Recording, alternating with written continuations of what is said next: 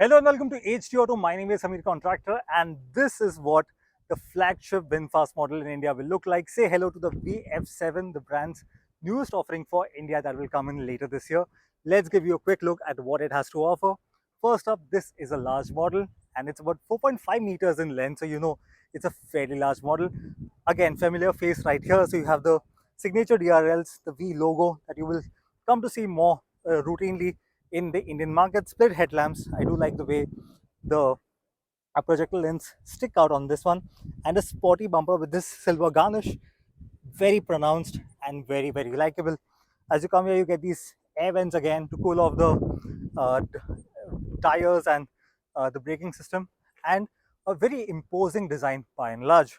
Move to the side, you get 19-inch aero wheels, and I do think these look very nice. What have been nicer, I feel, would have been just red brake calipers on this to give it a nice sporty feel. Now, the difference between the VF6 and the VF7 is that the VF6 is not only more affordable but slightly smaller in size. This one is much larger. Like I said, 4.5 meters in length. The wheelbase itself is 2,840 millimeters, quite large in fact, if you ask me. And the ground clearance is 190 millimeters right there. Now, on the VF6, VinFast had to increase the ground clearance for the Indian market. That also is 190 mm, but this one was the same right from the start. So the global spec model is what comes to India. This is the all-wheel drive version, but we'll talk about specs a little later.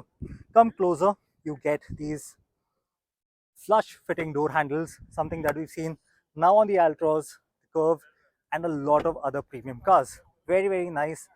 And yes, on the new Mahindras too. But that's the whole idea, right? I'm going to also quickly show you what the cabin looks like right now. Get inside, and this is a fairly nice cabin. Lots of soft touch materials, vegan leather, and this one actually gets a dual tone cabin. You get the 12.9-inch screen that is common to the VF6 as well. No digital console, but you do get a very nice heads-up display with a lot of other information. Ventilated seats up front, 8-way electrically adjustable driver's seat, and because the wheelbase is so long, you also get a fairly large second row.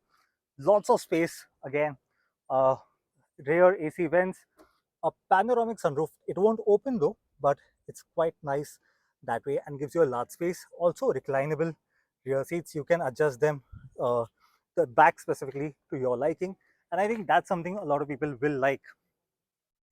Now moving to the rear, the sporty quotient I think is more pronounced on the VF7 compared to the VF6. Nice wide look.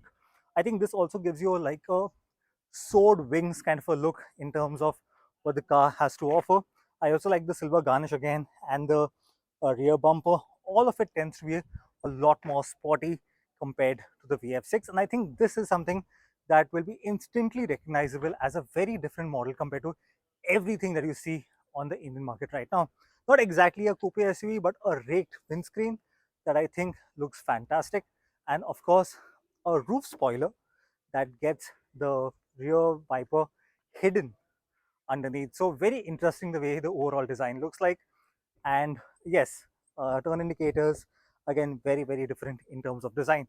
Now let's quickly show you what the boot capacity looks like on the VF7 for India. This is an electric tailgate, I must add that.